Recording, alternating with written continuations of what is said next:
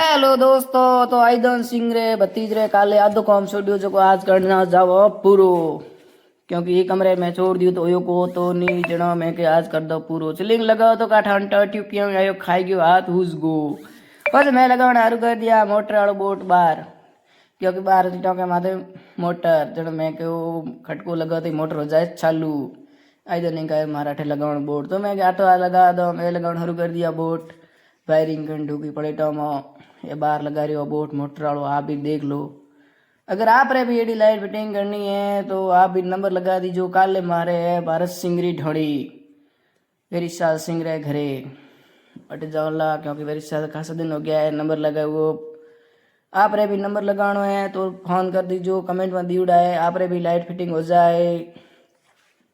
केड़ी लागी मारी लाइट फिटिंग आप कमेंट में जरूर बताइजो। पछे मैं कनेक्शन कर दियो जोड़नो, पछे मैं छोंदनो कर दियो आईदन सिंह रे घरे। आज अड़न कल जाण भेड़ो कर कनेक्शन कर आईदन सिंह भाई साहब कर सोंदनो नु आई गयो घरे।